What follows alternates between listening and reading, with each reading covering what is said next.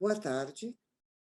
É com enorme prazer apresentar ou coordenar este evento pelo IEA e apresentar dois dos colegas mais eminentes que têm trabalhado nessa área e produzido um enorme e denso arsenal de reflexões a respeito da questão climática, por escrito e informativa de participação em debates e mesmo com presença ativa nas grandes reuniões internacionais. Então, eu gostaria apenas de começar parabenizando o Zé Eli da Veiga, que é o coordenador e meu colega professor sênior do IEA, por ser, esta iniciativa é extremamente oportuna, por razões imediatas, que é o caso de traz à baila uma problemática que define o imbróglio, como diz ele, em termos de governança mundial, governança global, portanto, traz à baila já uma abordagem da ciência política ou das relações internacionais.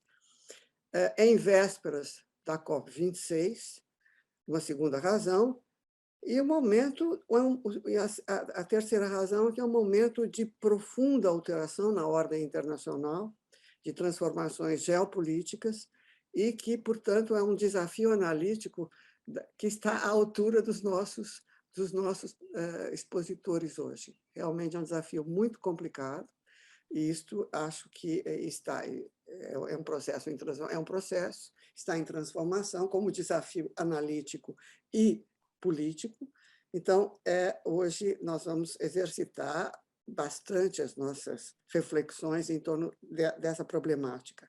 E há uma terceira razão, que, para finalizar, é que a trajetória dos expositores os situa numa relação clara e muito informada dos avanços das ciências ambientais e, ao mesmo tempo, da ciência econômica, que são perspectivas distintas, mas eles são transdisciplinares, ou seja, eles são muito informados desses avanços, portanto, da ótica da ciência política, eles podem transgredir ou transpassar facilmente para um campo interdisciplinar. Então, com essa colocação e com a ideia de que a abordagem da ciência política não é uma abordagem alternativa àquelas que eu citei, mas ela é uma abordagem que complementa. Então, eu começaria com grande satisfação pedindo ao Sérgio Abranches, que tem escrito muito, ele é sociólogo, mas é visivelmente sociologia política que ele faz, não é? Muito bem informado de economia, participante ativo de discussões e também publicações. Através de publicações, o conhecimento está disponível nos livros. Eu pediria ao Sérgio Abranches, então, que falasse em primeiro lugar, depois o Eduardo Viola, que é professor visitante do IEA, é professor de Brasília, do Instituto de Relações Internacionais e também de Relações Internacionais na FGV de São Paulo. Então, aos que me ouvem e quiserem fazer perguntas, há no site, no canto esquerdo, IEA Responde, tudo junto, @iea.usp.br. Muito obrigada, Sérgio, você está com a palavra. Muito obrigado, agradeço a minha amiga e colega Lourdes Sola, ao Zé Eli, coordenador, também pelo convite e pelo prazer de poder compartilhar a mesa com Lourdes e com o meu velho amigo também, Eduardo Viola. Eu quero começar dizendo que a gente, toda vez que chega perto da COP, a gente faz reuniões para discutir o que vai acontecer na COP, né? E isso é saudável, é bom, mas seria melhor que a gente começasse a discutir mais o que nos leva a uma COP, né? E eu vou tentar um pouco tratar dessa questão. A COP, na verdade, ela é, digamos, a superestrutura fina de um processo de articulação global pela mudança climática, pela mitigação da mudança climática, que faz um esforço enorme para nos ajudar num desafio que está muito além dela. E está além dela, eu diria, por duas razões. Primeiro, porque os problemas estruturais estão fora do escopo da Secretaria Executiva da COP, que é uma unidade subordinada das Nações Unidas. O segundo é que as próprias Nações Unidas estão completamente obsoletas em relação ao que o mundo é hoje. E é uma grande burocracia que, na verdade, já não corresponde mais às necessidades nem geopolíticas, nem de política climática do mundo, nem mesmo de direitos humanos. Todas as áreas das Nações Unidas estão a requerer uma reflexão mais aprofundada. Eu vou começar rapidamente pela questão estrutural. A questão estrutural ela envolve uma mudança importante, significativa, na verdade, radical, de padrões de produção, de consumo, de uso de energia e de meios de transporte. E, por outro lado, há uma articulação evidente, uma interdependência entre o que se passa no âmbito climático e o que se passa no âmbito da biodiversidade, que é o objeto da outra convenção que surgiu mais ou menos na mesma época que a Convenção do Clima, que é a da conservação da diversidade biológica, que nós assistimos hoje a uma mudança climática acentuada e a uma extinção de biodiversidade também acentuada, que a mudança climática tem efeitos importantes sobre a extinção de espécies. Portanto, quando a gente mitiga a mudança climática, a gente também está tentando, de alguma forma, mitigar a extinção de espécies da biodiversidade. A própria pandemia resulta, em grande medida, de uma relação muito ruim da humanidade com o ambiente natural, uma invasão do ambiente construído sobre o ambiente natural. Essa mudança de padrão, de padrões de produção, de consumo, de uso de energia e transportes, envolve um problema de sincronia complicadíssimo, que significa, na verdade, que envolve pessoas, envolve empresas e envolve governos.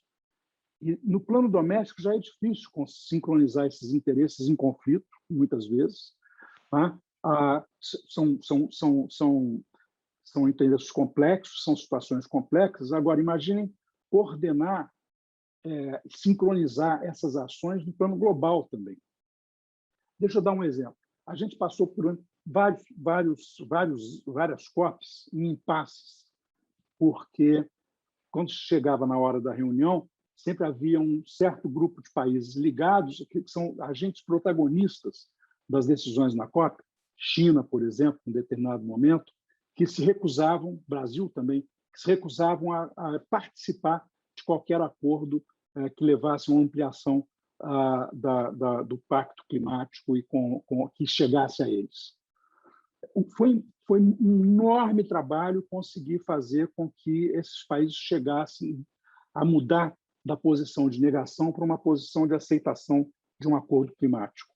Isso envolveu uma ação de coordenação global importante e também mudanças domésticas que levaram a que isso acontecesse.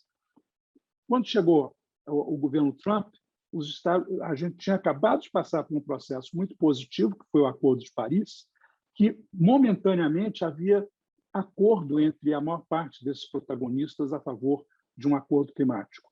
E, logo em seguida, o Trump tira os Estados Unidos do Acordo de Paris e tudo cai. Nós passamos um bom tempo sem conseguir avançar por conta da descoordenação produzida pelo Trump e pelo Bolsonaro.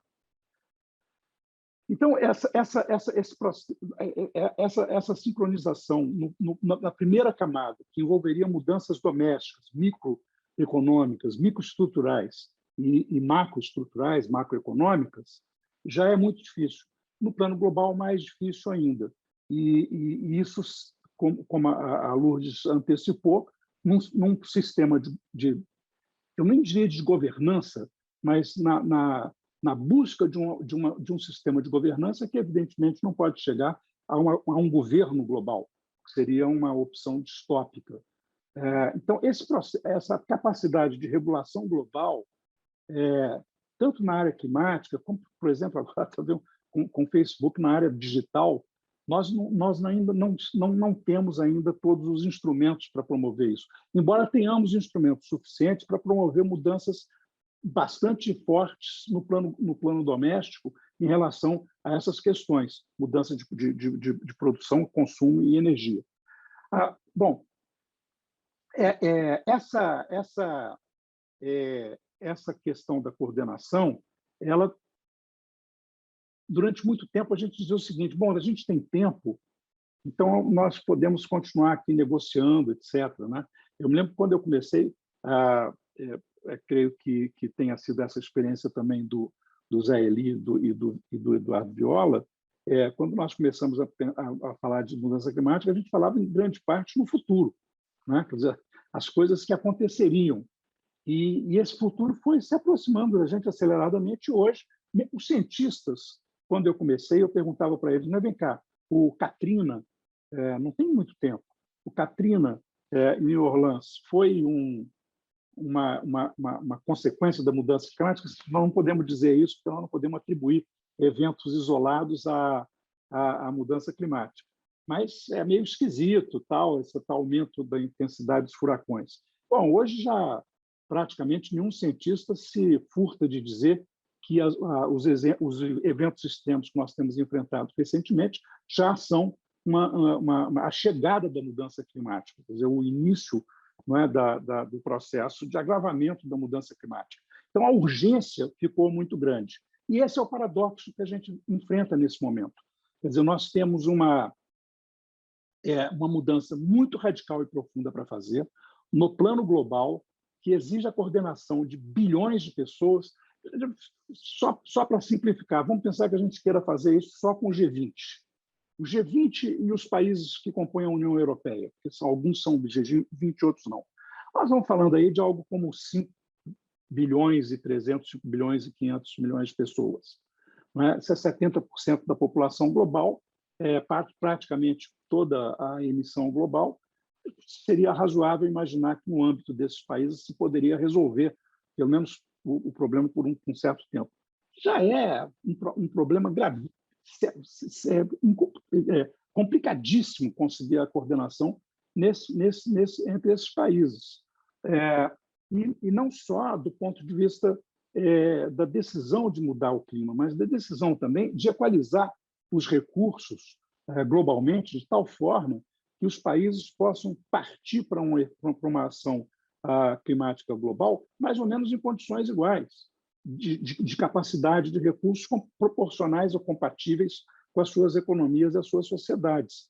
Um dos impasses que não se resolve na negociação do clima é o fundo de financiamento dos países menos desenvolvidos para poder chegar.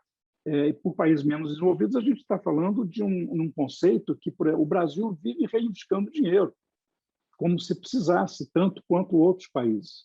Mas, de qualquer forma, uma equalização no âmbito do G20, no mínimo, das condições iniciais para conseguir fazer as transformações, é uma questão fundamental.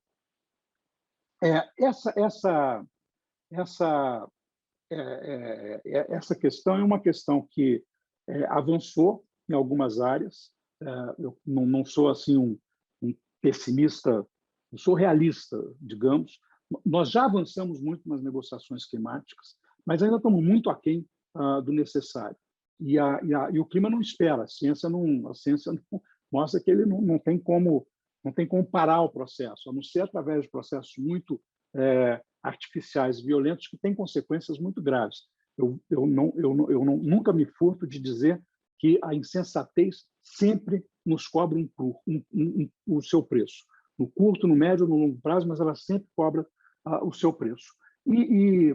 Portanto, nós precisamos de uma mudança muito rápida no plano do comportamento global, empresarial e humano, e, ao mesmo tempo, a mudança climática não espera. Quer dizer, as urgências se tornam cada vez mais prementes. E aí a gente chega em Glasgow, eu termino aqui, a gente pode continuar debatendo depois, a gente chega em Glasgow numa situação muito ruim, uma situação em que ainda há descoordenação, né? O Brasil sempre foi um resolvedor de problemas, se transformou num criador de problemas com o Bolsonaro.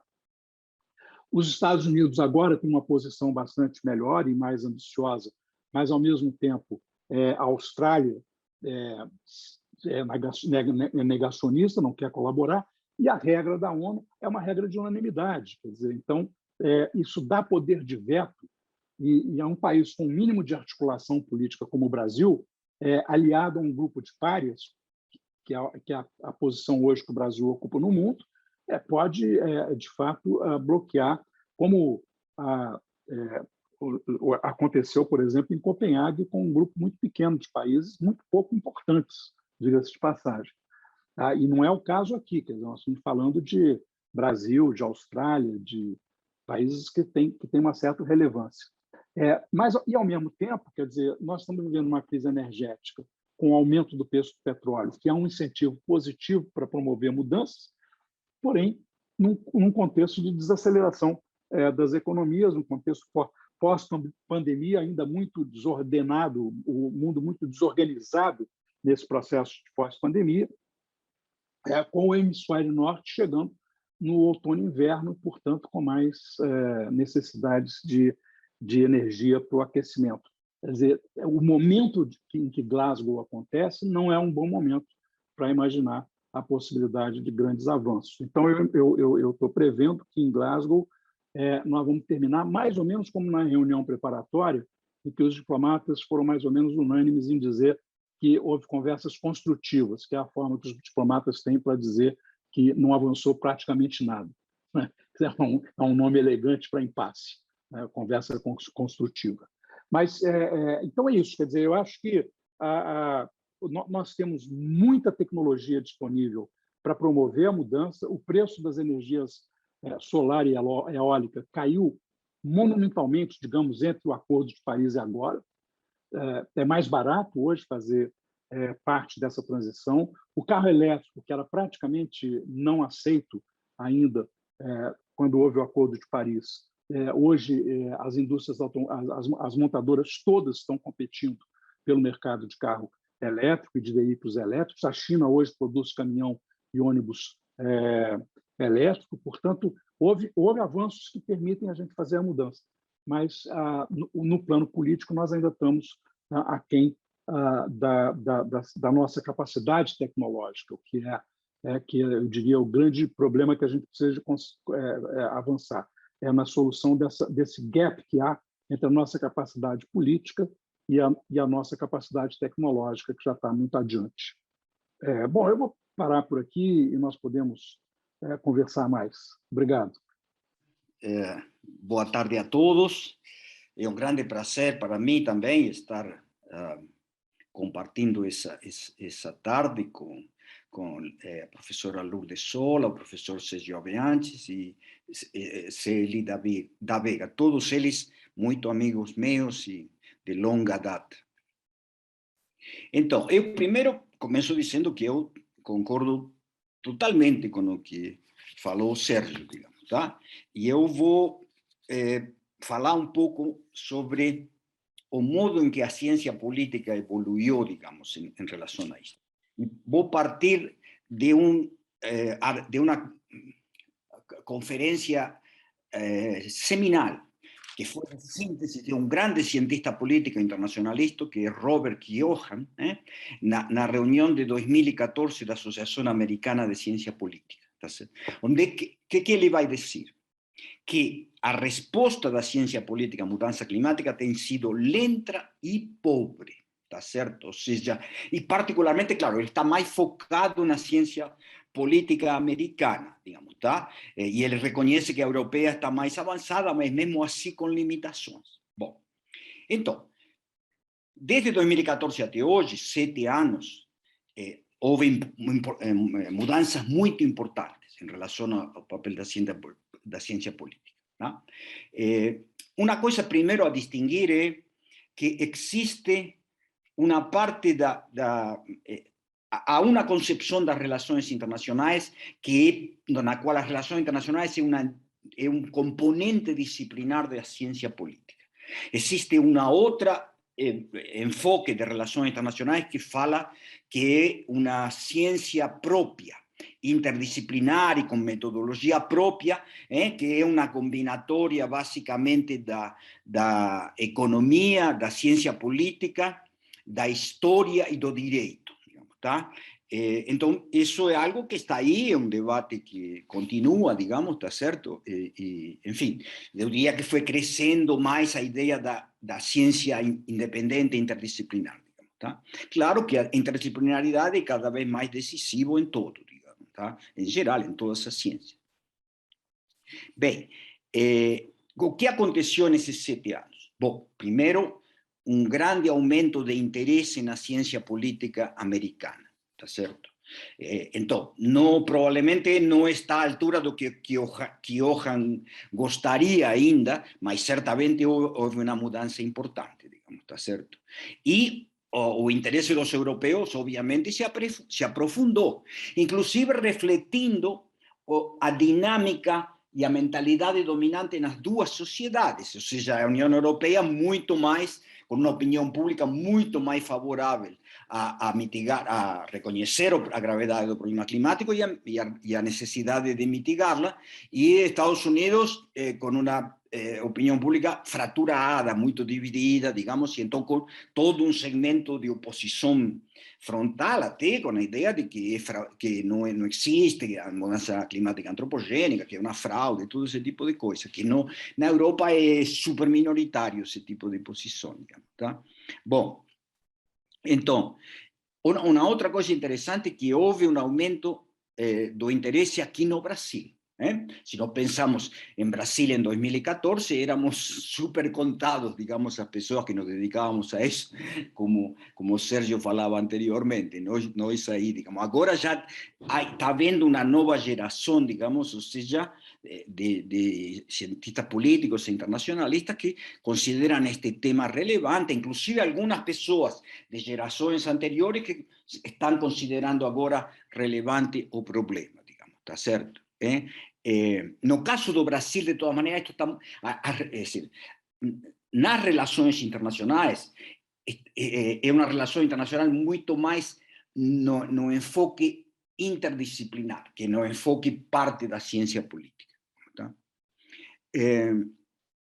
Bom, uma coisa importante desde 2014 até hoje, é aumento da importância de periódicos de publicação acadêmica, científica, digamos, peer review e demais. É decir, em 2014 havia 2 periódicos fundamentais, que eram Environmental Politics, publicado no Reino Unido, e Global Environmental Politics, publicado nos Estados Unidos pelo MIT Press. Os 2 hoje são super consolidados, digamos, tá? Como periódicos que de algum modo são de relações internacionais, de ciência política e relações internacionais. Digamos que o britânico é de ciência política e relações internacionais, claro, uma ideia mais ampla da escola inglesa de relações internacionais, e a Global Environmental Politics é mais na vertente de que é parte da ciência política, mas com abertura para o interdisciplinar também. Eu tenho publicado nos 2 periódicos e até fui parte do conselho editorial, digamos, e fiz muitos pareceres para Global Environmental Politics.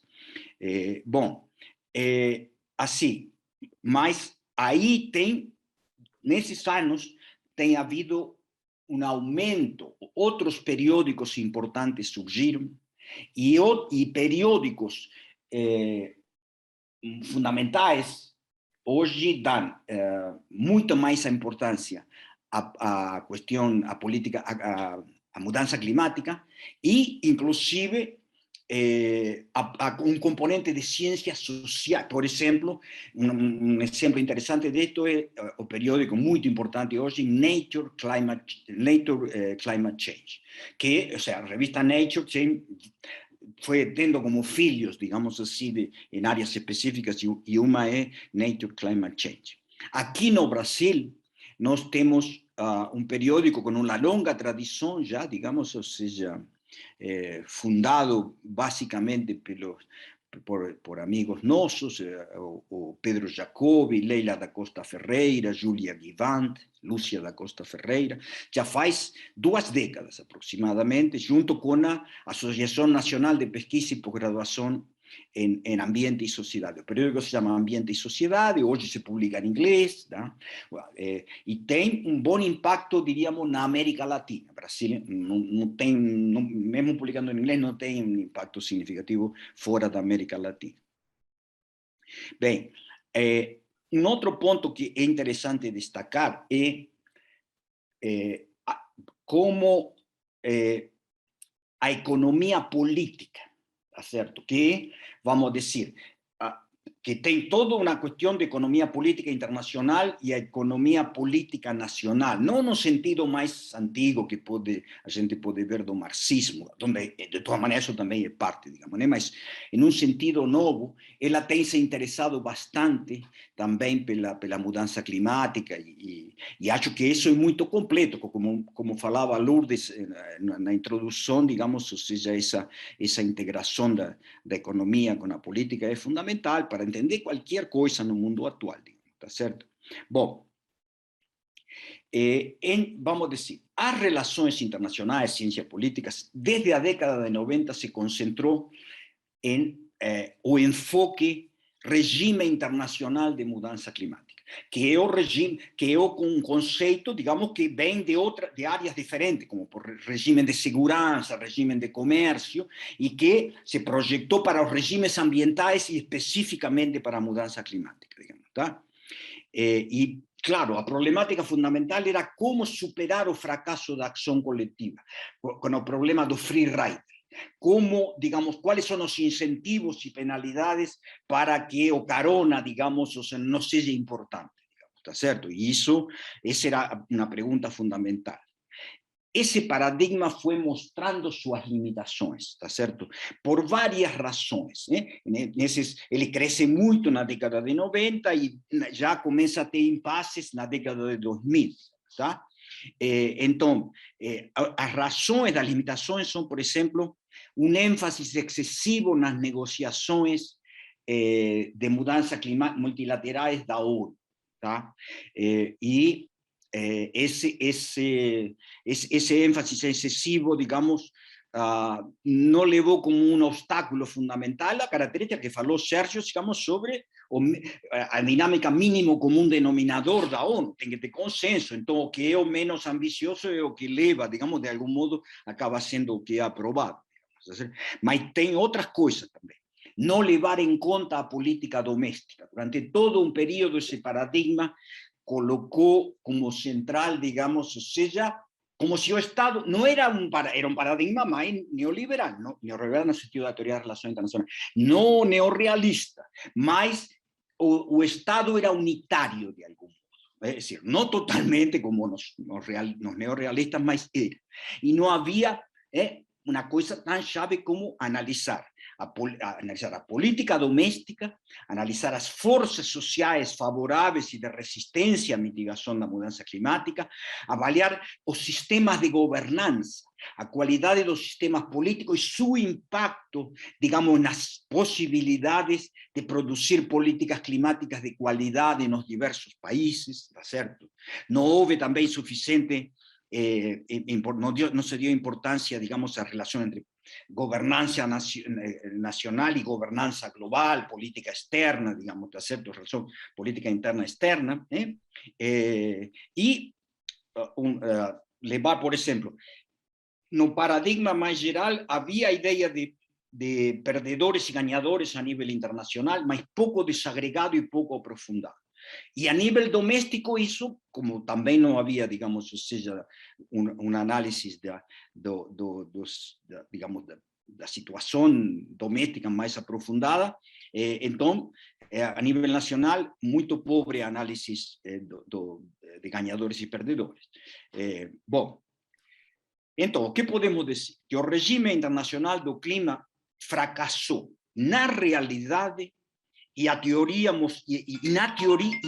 mostrou sua vulnerabilidade, tá? Então, desculpe aqui. na teoria demonstrou sua vulnerabilidade.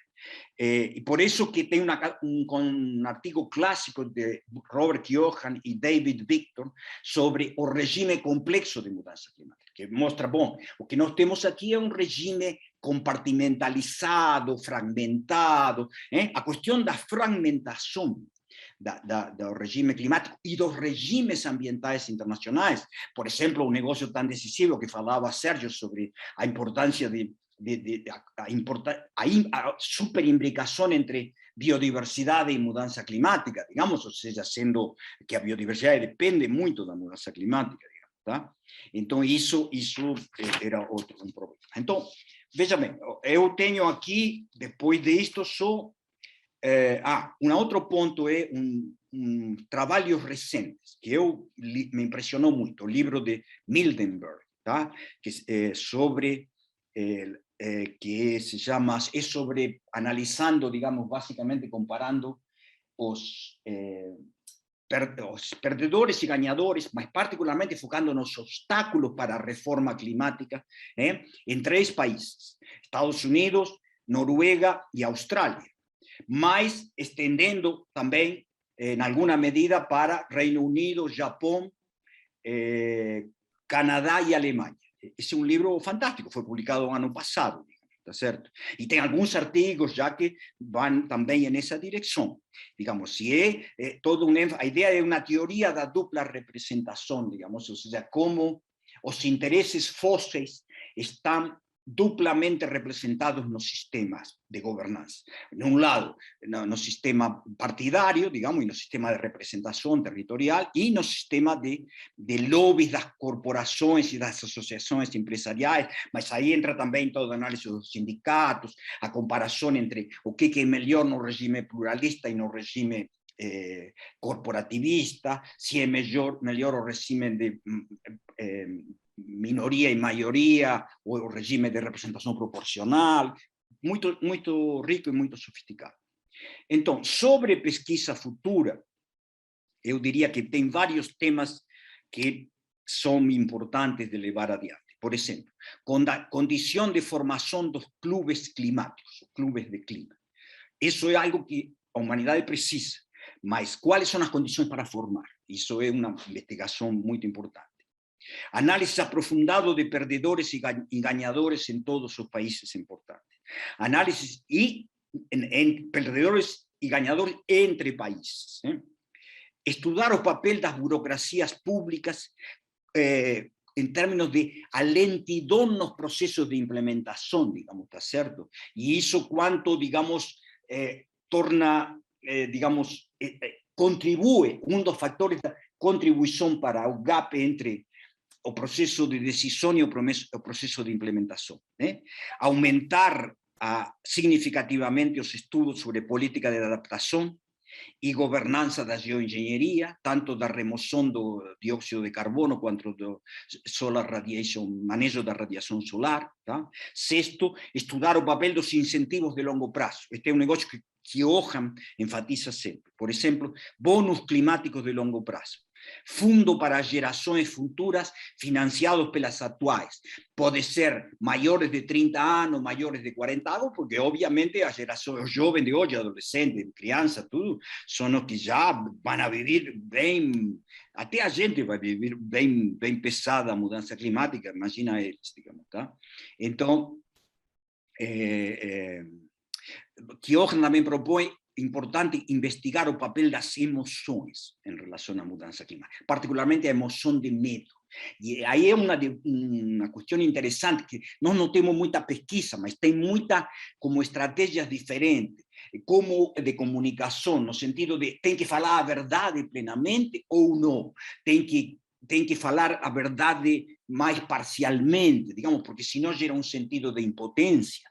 Isso se reflete muito nos climatólogos, por exemplo, que a grande maioria pensa que o cenário mais favorável é aumento de 2,5 graus da temperatura, mas eles continuam falando publicamente em 1,5 graus, como se ainda fosse possível, digamos, e um argumento, digamos, que eles dizem, não posso falar isso publicamente, porque, mas isso é toda uma polêmica, será que isso é o melhor ou não? Isso não sabemos, porque não há pesquisa de psicologia política, psicologia social apropriada a respeito.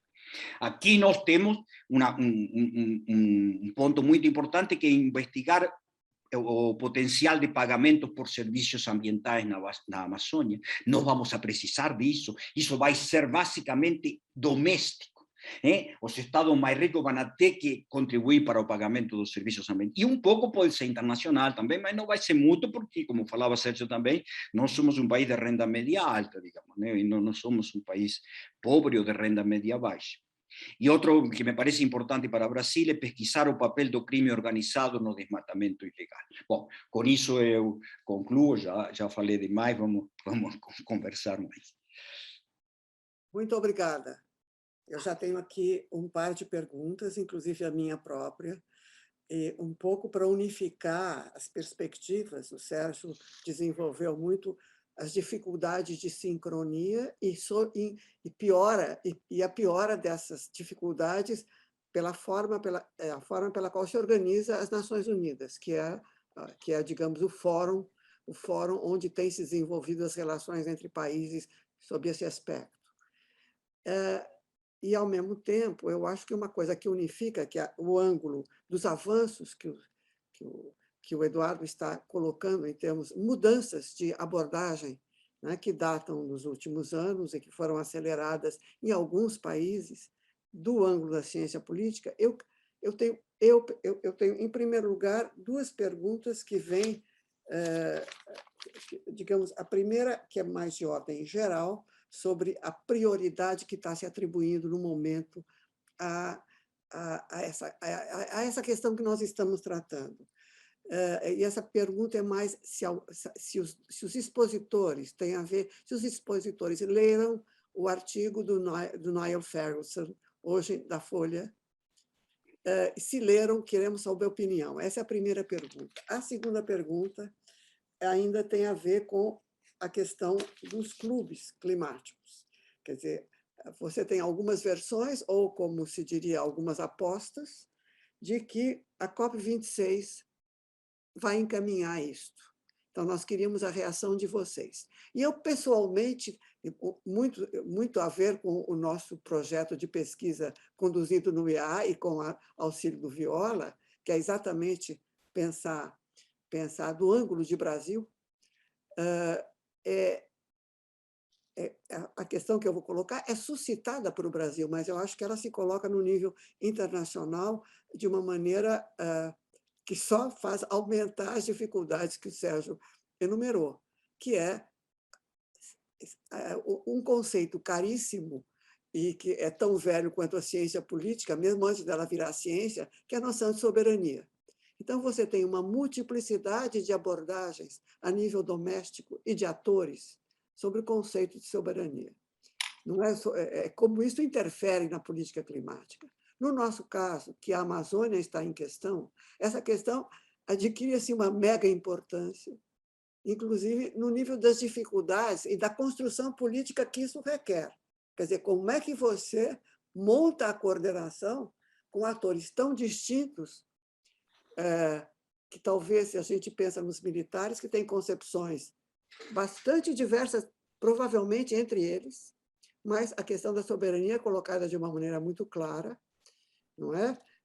Teorizada, pelo menos historicamente, de maneira muito clara, e ela é uma visão tradicional, muito distinta de ONGs, etc., e muito distinta de vários atores, para não falar,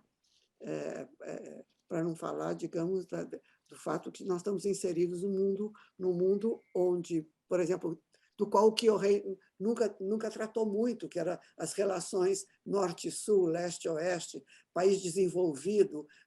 Então, eu tenho a impressão, para mim, essa é uma questão muito importante, até para reencaminhar o nosso projeto, o projeto aqui no IAA, que nós queremos entender da ótica de Brasil quais são as dificuldades. E só para terminar ainda essas perguntas iniciais, quando a gente pensa em termos de ONU, de Nações Unidas, fica evidente que esse território é um território muito difícil, é um território... Seria errado buscar a fonte de autoridade para ajudar na formulação de incentivos neste território. Eu acho que neste território é muito mais a legitimidade do tema, é algo muito mais geral. Haveria chance de pensar em termos de instituições multilaterais, de construir a partir dessas transformações que a própria noção de regimes está montando no plano internacional. Tanto a noção de atuação das multilaterais no plano comercial, está em profunda transformação. Então, aí você tem que ter uma hierarquia de problemas que, muito provavelmente, deve ser centralizada, não diria centralizada, mas um território, um fórum, onde, de alguma maneira, se estabelecem incentivos e, sobretudo, um balanço das noções, um balanço mais claro da noção de onde é que existem incentivos, onde é que existem dificuldades nesse novo mundo que está emergindo. Ou seja, de onde buscar as fontes de apoio em termos domésticos, os vários países que seriam decisivos. Eu acho que o Brasil é decisivo, acho que todos nós achamos, e eu queria só ainda colocar uma questão que, para mim, é fundamental como cientista política. Ou seja, no plano internacional, o que define se você tem poder que se insere de uma determinada forma ou de outra é a tua capacidade de ser rule maker, de ajudar na formulação das normas internacionais. Eu acho qual é a chance de Brasil, agora estabelecendo a conexão, potencial e atual. Quer dizer, são coisas muito diferentes. O Brasil atual é o Brasil sob a égide de um governo que contesta. Não só não tem interesse, mas que, de alguma maneira, contesta a importância que nós estamos atribuindo. E a outra, eu estou pensando em termos potenciais, assim como os economistas falam em PIB potencial, em termos qual é a capacidade que nós teríamos e qual seria o caminho para ser ou participar do processo de norm-making. Eu encerro aqui as perguntas, as minhas e do organizador, e vamos adiante. Então, eu pediria, vamos inverter, ou vamos continuar, Sérgio, e depois Eduardo, por favor. Bem, várias questões, eu vou me dedicar a 3 delas que me parecem mais próximas do que eu tenho estudado e tenho examinado. A primeira delas tem a ver com o Ferguson. Ele diz que tem outras prioridades mais importantes. Esse é o velho argumento de quem não quer enfrentar a questão da mudança climática. O Ferguson não é uma pessoa despreparada, ele é um grande intelectual, né? É um dos mais sofisticados pensadores da direita global. Agora, evidentemente que, quando ele fala isso, ele se junta a todos os outros negacionistas. Dizem, olha, dá tempo, dá para esperar. Vamos resolver o problema da guerra, vamos resolver o problema de não sei o quê e tal. Não dá, tá certo? Quer dizer, e essa questão de definir prioridades num mundo que tem todas as prioridades é uma forma de não querer enfrentar o problema. Então, o que nós precisamos fazer é começar a pesquisar quais são as interações relevantes entre as várias prioridades para conseguir focar em determinados pontos que consigam ajudar a equacionar várias delas ao mesmo tempo. Não é? Uma delas, que é a questão que você estava colocando, Lourdes, de coordenação global, né, de governança global, é evidente, se a gente consegue uma estrutura de governança global minimamente suficiente para nos ajudar a enfrentar a questão climática, ela vai ser o embrião de uma solução mais geral, tá certo? Quer dizer, eu certamente acho que a gente precisa caminhar em algum momento para um novo multilateralismo, quer dizer, novas instituições multilaterais que sejam mais digitais, que sejam mais apropriadas com os problemas da sociedade global. O multilateralismo que nós temos surgiu no após-guerra imediato, Segunda Guerra Mundial. Uma boa parte dos problemas que eles estavam se debruçando naquele momento não são os problemas sobre os quais a gente se debruça, a não ser os gerais. Não é? Quer dizer, a ameaça do nazismo continua, como a gente vê, permanente sobre a humanidade, que são a outra questão. Com relação à questão da soberania, eu tenho uma visão muito radical a respeito disso. Eu acho que o processo de globalização ele já produziu uma mudança importante nessa questão. Nós estamos aqui discutindo problemas globais, que são macroproblemas e que requerem soluções globais, portanto, essa questão da coordenação global, e, ao mesmo tempo, cada vez mais uma importância muito grande da cidade, né? Que é também onde a gente pode melhor encaminhar os problemas, digamos, das micromudanças necessárias para mitigar a mudança climática. Transportes é uma questão local, em grande medida, e a cidade inteligente ela dá um modelo que pode ser, com sucesso, replicado adiante. O que a globalização fez foi isso, ela espremeu o Estado Nacional, reduziu a capacidade, o escopo e a possibilidade da soberania, aumentou a responsabilidade local e a global. A local, quando eu digo no plano municipal, no plano da cidade. Eu sou radicalmente descentralizador hoje e acho que é uma solução daquelas que eu estava falando que o Ferguson podia começar a pensar nelas. Se eu resolvo o problema da descentralização no Brasil, eu resolvo o problema da democracia brasileira também, em grande medida. Eu melhoro a qualidade da democracia. Portanto, né? Então, eu acho que a descentralização é um desses que pode ajudar a resolver vários problemas ao mesmo tempo. Agora, com relação à sua questão sobre rulemaking, Lourdes, é muito interessante. Eu escrevi um artigo para a Revista Brasileira de Ciência Política recentemente, naquela sessão Fórum, na verdade, inaugurou a sessão Fórum, a pedido da direção para, inclusive, estimular um pouco os politólogos a pensar sobre questões climáticas, ambientais, etc. Né? E eu falava sobre o que o Brasil está pondo a perder nessa questão, que é dois componentes fundamentais e pondo a perder por conta, em grande medida, um deles do Bolsonaro, que são os dois grandes recursos de soft power que a gente sempre teve. Um deles, a nossa diplomacia profissional, que sempre se distinguiu na diplomacia global, muito boa formação, poucas corporações diplomáticas profissionalmente formadas existem com a qualidade da brasileira, e isso dava aos diplomatas brasileiros uma enorme capacidade de ajudar a resolver problemas. Eu, por exemplo, acompanhei quase todas as reuniões do clima, de Bali até o Acordo de Paris. E eu vi como que o Brasil, embora defendendo duramente as suas posições, que na época eram mais estreitas e depois foram se ampliando, se alargando, mas, ao mesmo tempo, ele sempre contribuía para resolver os impasses que permitiam que se avançasse e se continuasse conversando, impedir que houvesse um colapso do processo de negociação imediato, né? E eu vi como que a combinação da diplomacia brasileira com a francesa, que é outra diplomacia profissional importante, né? Com a influência dos Estados Unidos, ajudou a desfazer os nós no Acordo de Paris, em Paris. Eu me lembro que eu escrevi um artigo em que eu dizia o seguinte: você ia dormir com uma opção de nós cegos e chegava no café da manhã, eles estavam dissolvidos, eles estavam desfeitos, porque a burocracia, a diplomacia tinha trabalhado à noite. Exatamente. Então, e a outra condição fundamental de soft power é a Amazônia. Nós somos o maior país negrodiverso do mundo.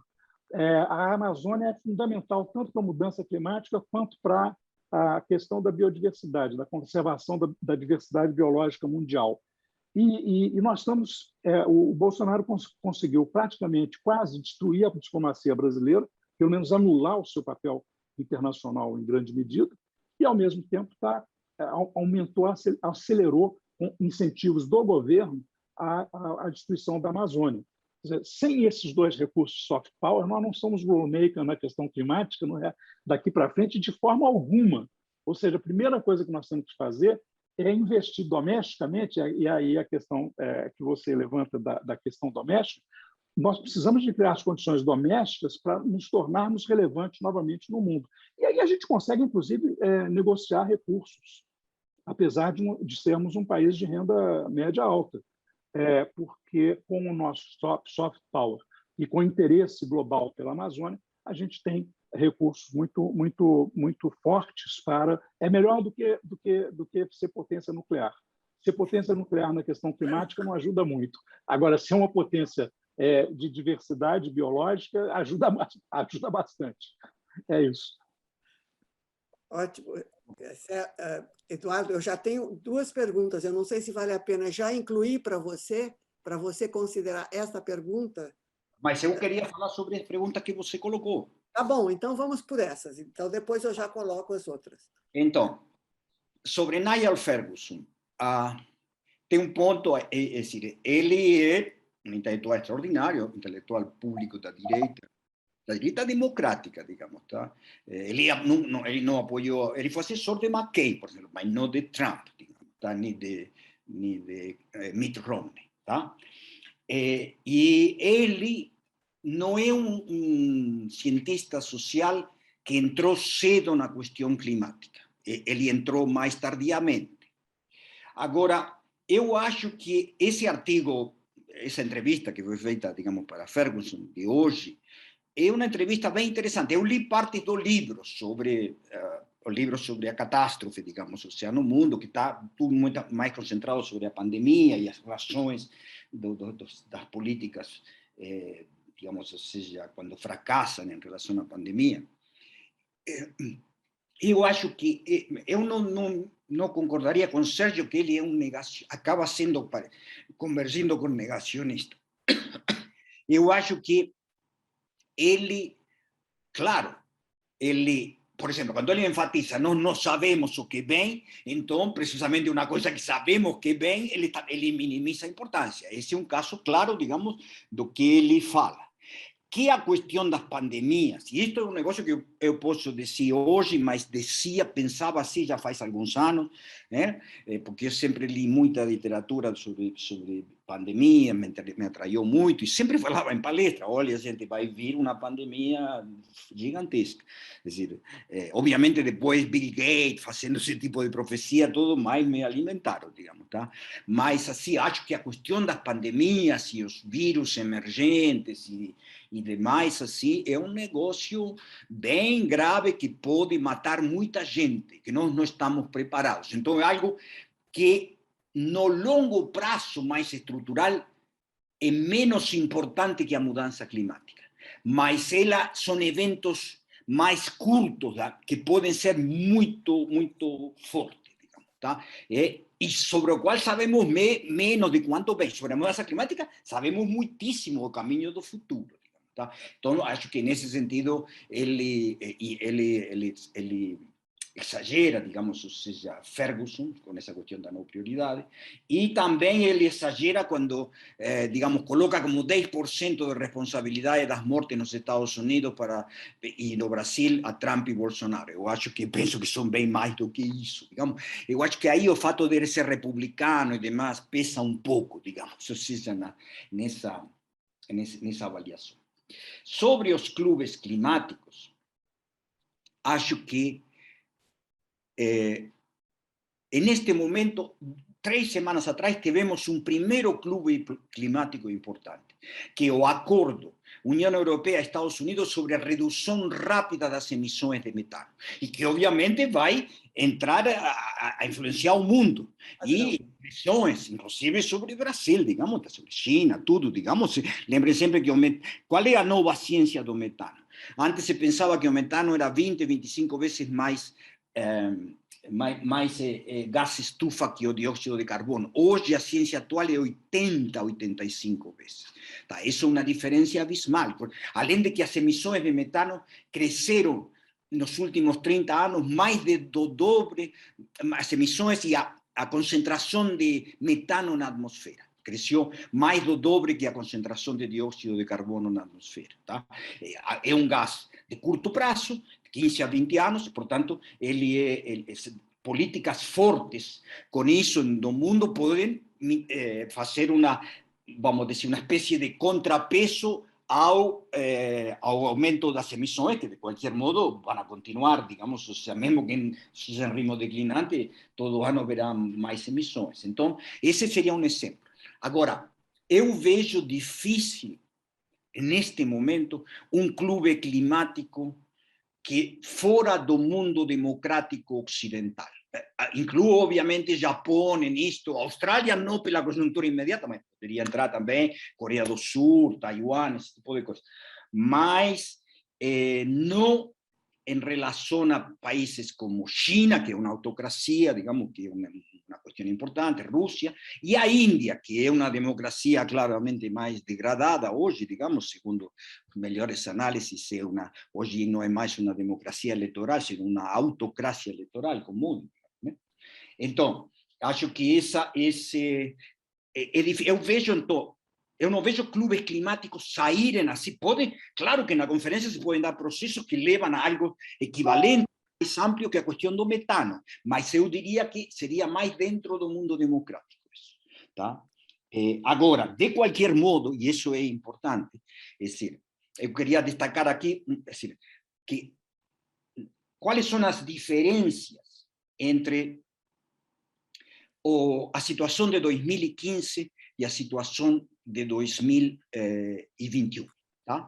Então, tem duas coisas que são favoráveis hoje em Glasgow comparado com Paris, que são que a evidência científica da aceleração do aquecimento global já não é mais de 0,2, 0,18 por década de aquecimento, sino 0,3, e alguns falam de que mais de 0,3 por década. Tá?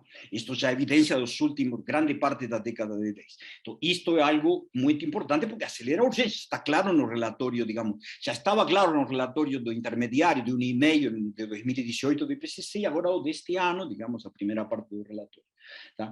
E, então, esse é um fator favorável. O segundo é a mudança nos últimos anos, desde Paris para agora, efetiva da mentalidade das grandes corporações globais do mundo ocidental. Novamente, Ocidente amplo, digamos. Tá?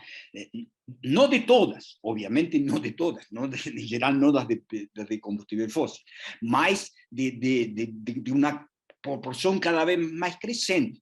Tipo o movimento ESG, que tem uma parte de greenwashing, obviamente, mas tem uma parte muito consistente, que é internalizar, e por razões de negócios, inclusive, é internalizar o risco climático e os riscos aos assets climáticos e a avaliação de mercado dos assets das corporações e demais. Esses são dois fatores positivos com relação a Paris. Mas nós temos dois fatores negativos com relação a Paris.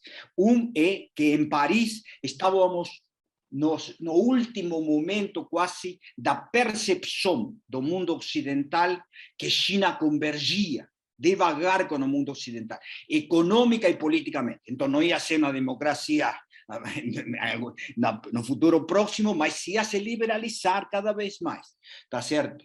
E que acontece?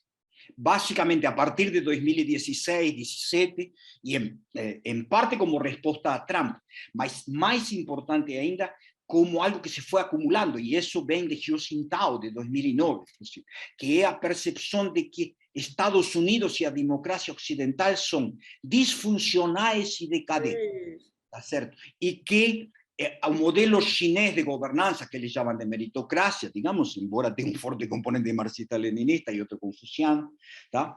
Ele é muito mais eficaz. Então, isso foi aumentando a assertividade da China. E isso agora entrou, o ano passado isso já acelerou, nos últimos 2 anos, por causa da ameaça crescente, depois realizada em relação ao modelo de Hong Kong, a autonomia de Hong Kong, a crescente ameaça de invasão de Taiwan, digamos, tá certo? E cada vez mais a militarização do Mar do Sul da China, dos rochedos e demais. Então, isto é novo, e aí a resposta hoje da elite americana é uma resposta muito confrontacional, inclusive para alguns para compensar o erro do passado, porque acreditaram muito, digamos, na convergência, digamos, tá certo? Isso predomina muito hoje na elite americana, acadêmica, econômica, política, de defesa, o erro do passado, uma coisa assim, uma dor de cabeça gigantesca. Então, sobre a soberania, acho que aí eu estou de acordo com Sérgio, mas com alguma mitigação na questão do papel do Estado Nacional, digamos, tá certo? Acho que Com certeza o papel do Estado Nacional declinou por causa da globalização, não há a menor dúvida sobre isso. O papel das cidades tem aumentado, e, em geral, do governo local, digamos assim, porque pode ser governo local de situações que não são tanto cidades, digamos assim. Isso está aumentando e se mostra em grandes, como avança nas cidades, planos, coalições transnacionais, todos G40, ICLEI e demais, vários pactos. Isso é algo muito, muito forte da última década, digamos assim, e me parece importante. Porém, me parece que ainda o Estado Nacional continua tendo um peso muito importante no processo de sinalizar para a decarbonização, tá certo? E no caso de um país como o Brasil, onde temos áreas, digamos, de baixo Estado democrático de direito, como é a Amazônia, mais ainda, digamos, tá certo? Então, eu acho que nesse sentido, eu veria mais papel para o Estado Nacional. Acho que é fundamental para a comunidade climática dialogar com os militares.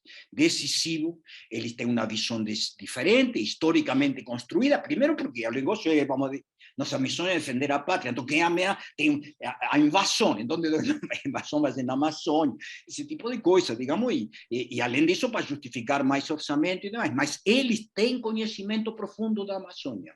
Isso é um caso muito interessante. Hoje sempre.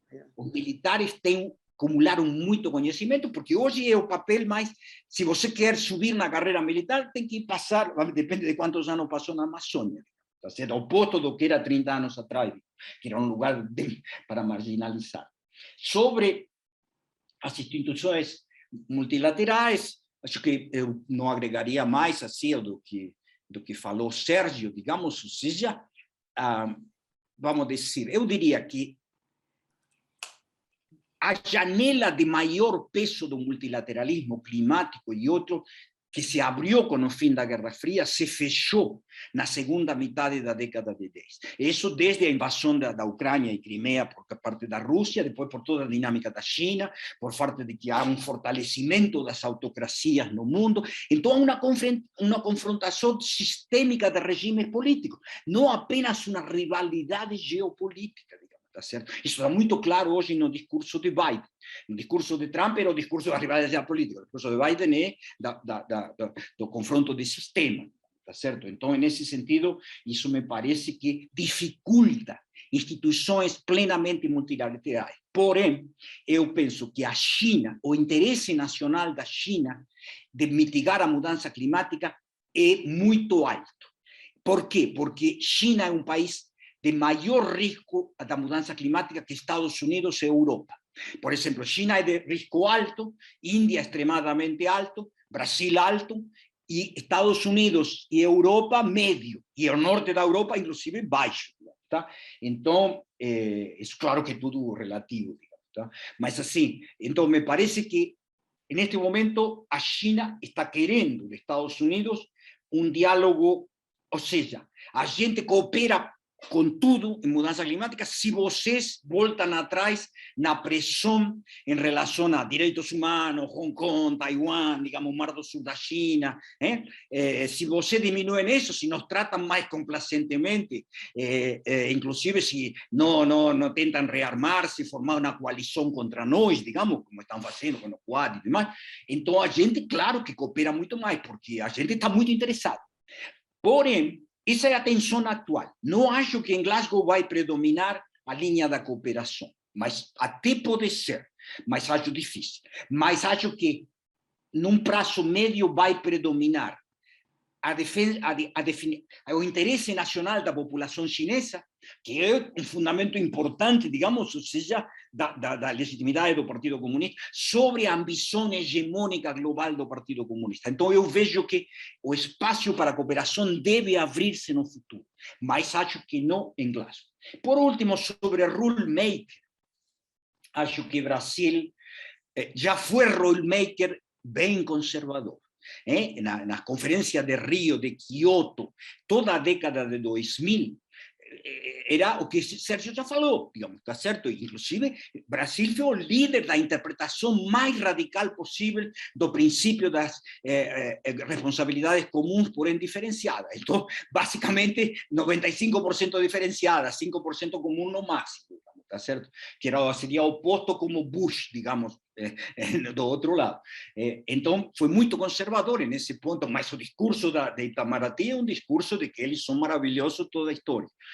Sérgio bem falou como nos últimos, desde Copenhague, inclusive desde o ano anterior, como produto do controle da visibilidade, do controle do desmatamento, houve todo um avanço. O Brasil teve uma posição muito boa em Copenhague, foi um país assim, super, digamos, com uma meta inflada, toda uma série de coisas, mas já era, digamos, de redução da curva de crescimento de emissões, que era oposto do que ele não queria fazer em absoluto isso, Brasil, em Kyoto, Buenos Aires, Haia, digamos, tá certo? Então, isso tudo é uma mudança importante. Acho, de todas maneiras, que e esse é um soft power, assim, vamos dizer, os assets, vamos dizer, o fato de Brasil ter soberania sobre um dos grandes sumidores de carbono do mundo. É Brasil, a Rússia, Canadá, como dizia a Tundra, digamos, tá certo, a permafrost,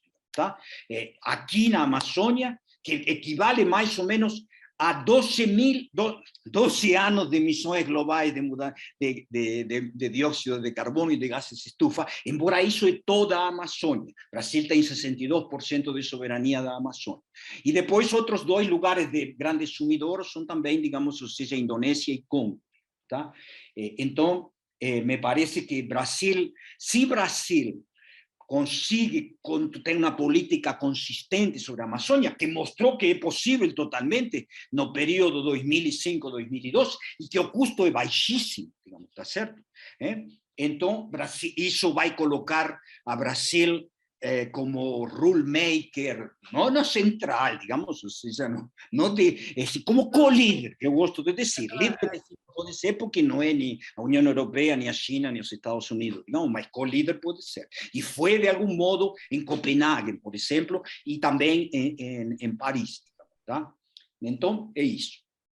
Bom, nós temos uma pergunta, e eu tenho várias, pessoalmente, mas só de ouvir vocês falarem, mas eu vou fazer a pergunta de um colega nosso que é coordenador do programa de mestrado e doutorado em Direito Ambiental Internacional da Católica de Santos.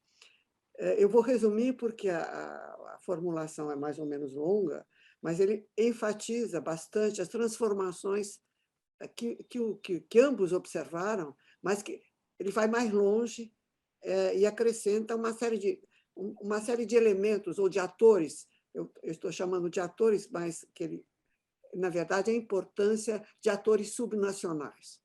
Quer dizer,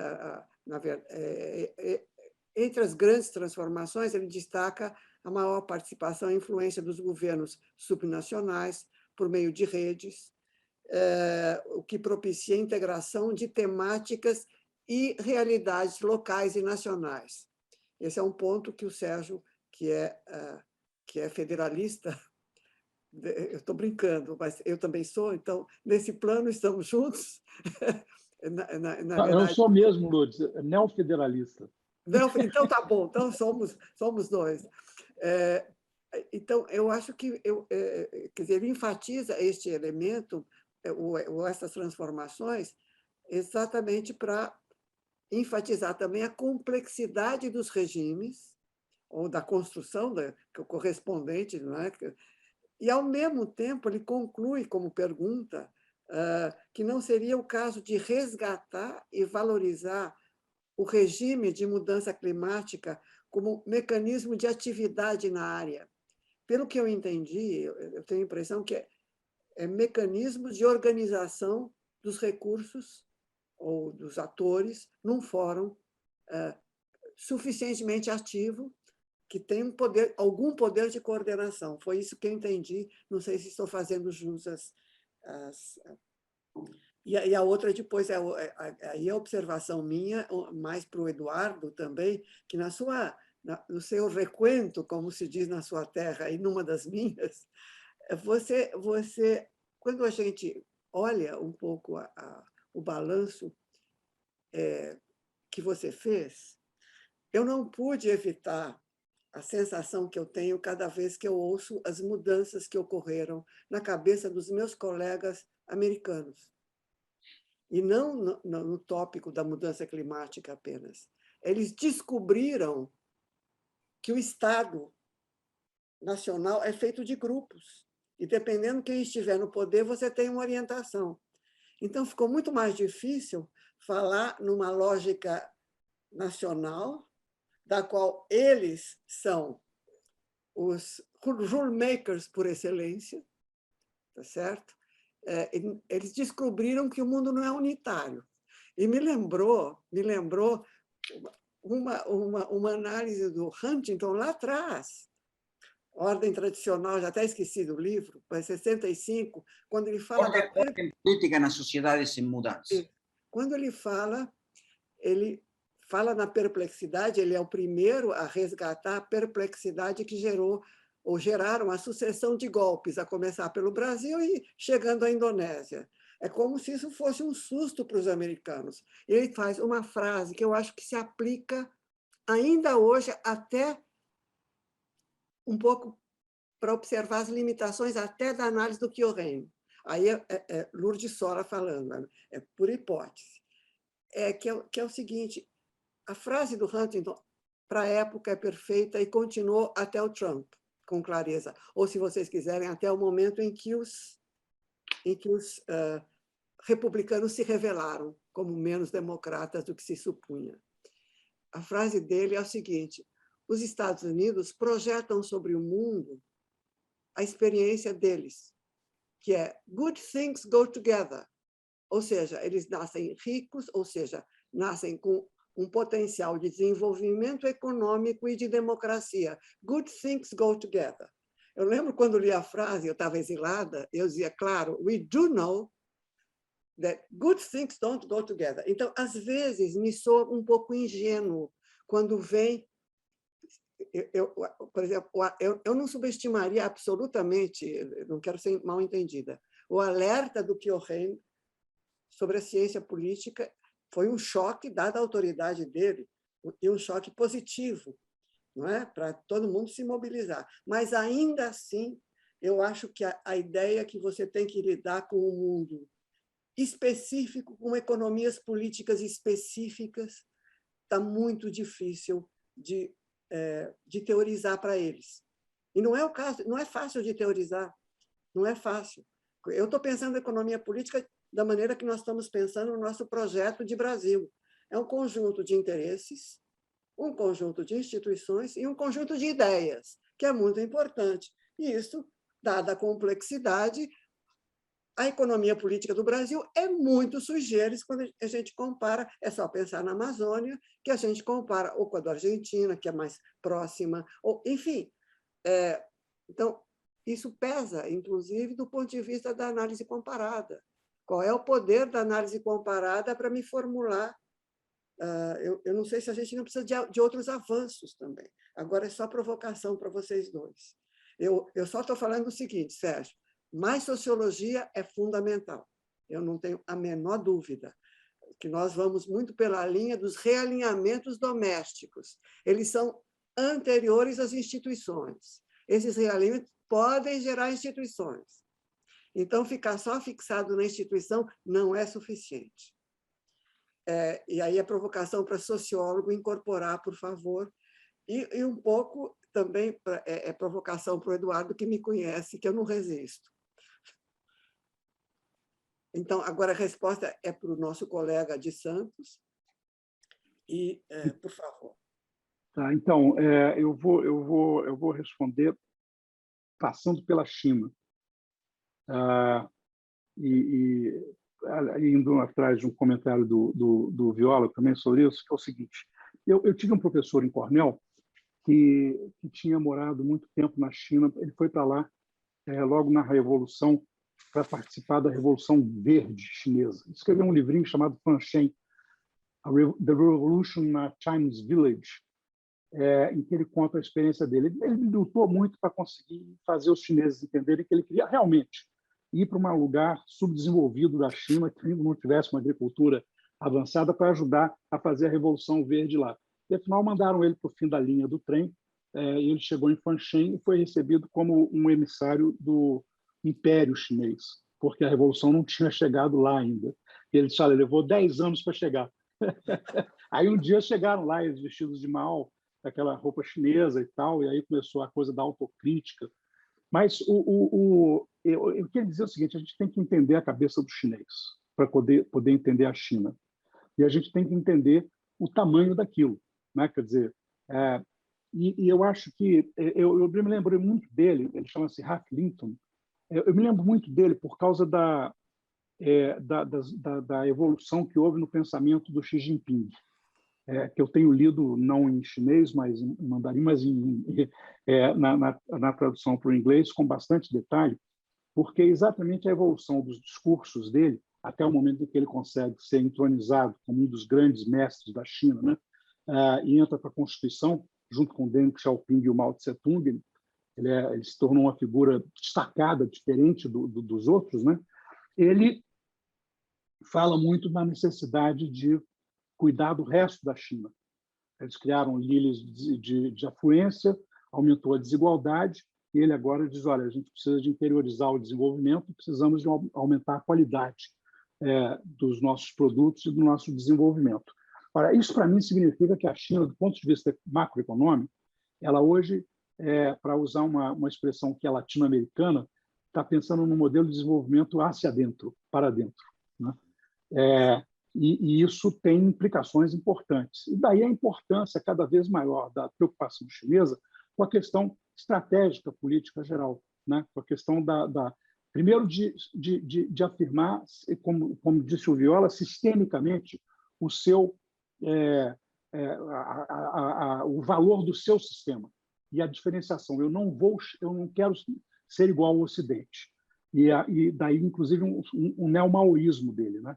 Ele retoma Mao e faz uma junção do maoísmo com o confucionismo que é muito interessante e muito importante para entender a dinâmica chinesa. E, com isso, a questão do mar da China, do sul da China, a questão de Taiwan, a questão de Hong Kong se tornam fundamentais, né, para dizer o seguinte, olha, não tem democracia, esse continente vai ser o nosso sistema, mas o nosso sistema é bom. E para o nosso sistema ser bom, a gente tem que atender a todos, né? E aí atender a todos significa que Fanshen chegou até Pequim, na verdade. Quer dizer, demorou a ter a viagem de volta, mas finalmente chegou e disse, pô, e nós? Né? Bom, vocês a gente está pensando agora, vamos tentar resolver. E lá, a questão ambiental é dramática, porque falta água, porque os rios estão todos poluídos, né? A agricultura a terra agricultável, em boa parte dela, foi destruída pela chuva ácida. Tem um processo de recomposição ambiental lá brutal, muito dinheiro, né? E ela tem investido, a China tem feito, que é a questão, aí é que eu chego, a questão doméstica é fundamental, né? Quer dizer, as suas urgências domésticas, as pressões que você sofre domesticamente, é que vão fazer com que vão compor a sua persona internacional, multilateral. Você vai defender os interesses que estão sendo digamos, te incomodando mais domesticamente, para que você tome determinadas posições. E aí, de fato, quer dizer, o Brasil precisa de olhar para as suas Fanchens. Ele precisa de olhar para o interior da Amazônia, mas ele precisa também de se dar conta, e tem que incentivar isso, e isso está aparecendo de forma mais clara agora no governo Bolsonaro, que tem uma parte do campo do agrobusiness, do agronegócio brasileiro, que já não se interessa mais pelas posições retrógradas dos desmatadores, etc., porque não é isso que o mercado internacional está pedindo deles, como grandes exportadores, né? Então, eles meio que estão querendo fazer parte do Clube do Clima no Brasil, Eduardo. Estão querendo começar a discutir, e isso é um conjunto de interesses que eu costumo dizer, a gente tem que olhar isso com mais detalhe, que é o seguinte: há uma dissociação importante, uma dessincronia, uma assincronia entre o poder econômico estrutural dos grupos empresariais e do capital e o seu poder político.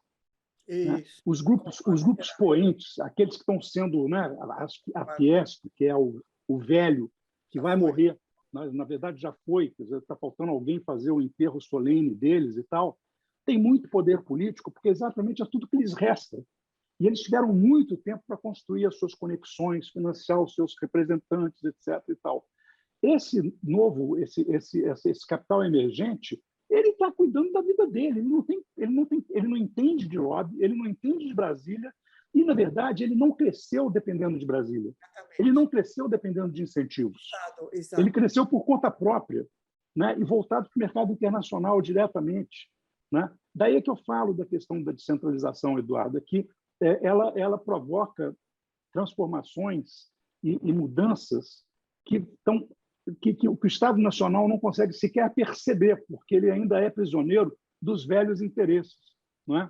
E nos Estados Unidos, essa questão é dramática, porque, na verdade, o que está acontecendo é que esses setores expoentes se transformaram nos bastiões do setor republicano, muito reacionários, e estão dispostos a rifar, a sacrificar a democracia americana, se for necessário, para preservar os interesses deles. Né? E é isso que a gente tem visto aqui no Brasil também. Só que a gente está mais acostumado do que eles com isso. A gente já sabe que eles são golpistas e que eles não são democráticos e que eles estão sempre do lado errado da história política. Mas, então, essa é uma questão fundamental. Quer dizer, tem setores da sociedade local, setores domésticos, né, das subnacionais, que, na verdade, têm hoje um papel muito mais importante de projeção dos interesses de longo prazo de boa qualidade do Brasil do que os nossos setores que tradicionalmente participam dos fóruns multilaterais e das grandes reuniões empresariais. Isso, né? isso. Então, essa é uma questão fundamental. Quer dizer, tanto nós, quanto os Estados Unidos, quanto China, somos movidos em grande medida por essas máquinas domésticas, e uma parte do interior empurra na direção da boa decisão, da decisão pró-clima, da decisão pró... Né? E uma outra parte tenta segurar. Isso que um dos problemas que eu falava no início, de sincronia, tem a ver exatamente com isso, com o fato de que a dinâmica de interesse, o conflito de interesse doméstico, produz uma enorme dificuldade de fazer a convergência doméstica e depois uma dificuldade enorme também de fazer a convergência global. Bom, só para terminar, a questão do multilateralismo. Né? Eu acho que a gente, como eu disse, precisa de um novo multilateralismo. Né? Quer dizer, não há dúvida nenhuma sobre isso. E pensar a ideia de que a discussão climática possa levar a um modelo que represente, digamos, o futuro do multilateralismo, eu ainda tenho dúvida, porque, em grande medida, essas negociações do clima se dão dentro do velho guarda-chuva. Né? E o velho guarda-chuva tem muita influência da velha geopolítica. Não pensa a nova política internacional como o Eduardo Viola estava falando. Ainda é o modelo tradicional de geopolítica. Áreas de influência, grupos de veto, são os velhos grupos de veto, né? E não os novos grupos de veto. Então, eu ainda tenho reservas com relação à possibilidade de, no curto e médio prazo, haver boas soluções multilaterais para essa questão. Mas, de qualquer forma, eu acho que será fundamental termos isso no futuro. Eduardo. Bom, sim, excelente, Sérgio. Realmente a gente concorda totalmente. entendi bem agora a questão mais, assim, como você coloca, uma coisa muito importante, digamos, a relação do Estado Nacional capturado pelos velhos grupos e os novos grupos que tem menos peso no Estado Nacional, em princípio, digamos, tá certo? Porque vamos dizer, por exemplo, os grupos que têm a bancada ruralista, por exemplo, não representam o agronegócio mais avançado, digamos, tanto em termos ambiental e climático, quanto tecnológico em geral, digamos, tá certo? Eles estão quase, digamos, ausentes na bancada ruralista. Bom, então, sim, sobre o multilateralismo, eu não sei se entendi bem totalmente a pergunta do professor da Universidade de Santos, digamos, tá? Mas é sobre um novo... Eu posso ler se você quiser. Eu não quis tomar muito tempo, mas eu posso ler. Houve evolução e transformações importantes na teoria e na construção dos regimes internacionais, em especial no regime internacional de mudança climática. Ele está colocando como um caso específico. Entre elas, ele destaca a maior participação dos governos subnacionais, que propicia, por meio de redes, que ele chama de paradiplomacia, o que propicia a integração com temáticas e realidades locais e nacionais, que é um pouco o ponto que o Sérgio levantou, e outra é a crescente aplicação do conceito de complexos de regimes, ou complexidade dos regimes, que combinam vários níveis, vários diferentes regimes em termos de ação efetiva. Então, ele encaminha para a COP. Hoje, nas COPs, se assiste a um processo de governança que desembocou nos regimes. Não seria o caso de resgatar e valorizar o regime de mudança climática como mecanismo real de atividade na área? Eu tratei de entender isso como eu expliquei. Agora ficou mais claro. Sim. Bom, assim, o que ele fala sobre a importância crescente, digamos, na atividade climática, na conexão, na interação, digamos, entre agentes transnacionalmente, digamos, de nível subnacional, isso, claro, totalmente, isso vai aumentando cada vez mais, digamos, tá certo? Agora, decir,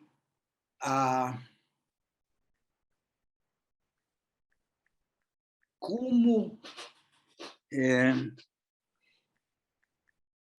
a ideia de resgatar que ele coloca, que não fica totalmente claro para mim, mas de algum modo, se é isto que ele está colocando, é decir, eu vejo que a lógica para a compreensão vai muito menos pelo paradigma do regime climático e vai muito mais por um paradigma de economia política internacional, de conflito distributivo, de interesses, de resistências, enfim, e não tanto, digamos, ou seja, pelo paradigma do regime internacional de mudança climática. Tá? Eu não acho, e como falou Sérgio, digamos, o sistema ONU é um sistema obsoleto. E, digamos, disso, basicamente, o sistema ONU e as negociações da ONU contribuíram decisivamente para que se difundisse uma preocupação pública, consciência pública no mundo sobre a mudança climática. Isso sem dúvida, digamos, ou seja, se disseminou, mas toda uma normatividade, passou a ser parte de um mínimo normativo da humanidade, digamos, tá certo? Mas, e isso, para isso as conferências da ONU foram muito importantes, sem a menor dúvida. Mas, ao mesmo tempo, do ponto de vista da eficácia do regime, da implementação, da defasagem entre toda a teoria do regime, dá pouca conta disso. Por exemplo, a coisa estratégica de defasagem entre formulação e implementação, o problema, digamos, ou seja, dos diversos conflitos distributivos, nacionais e internacionais e demais, que fazem com que em geral, as questões ficam muito mais no plano das promessas que das realidades. Por exemplo, vejam bem, Biden tem hoje uma proposta super ambiciosa, 52% de redução de emissões em 2030 em relação a 2005. Mesmo que Biden continuou com a tradição inaugurada por Obama de mudar o ano base, de 1990 para 2005, que isso já foi um negócio, digamos, ou seja, muito negativo. E hoje só a Europa mantém o ano base de 1990, que é o correto, digamos, porque o resto do mundo, Estados Unidos, serviu de exemplo, digamos. Tá? Mas mesmo assim, como Estados Unidos não está em rota de cumprimento até agora do Acordo de Paris, e a meta de 2025, digamos, está certo? Então, coloca uma meta bem mais ambiciosa para 2030.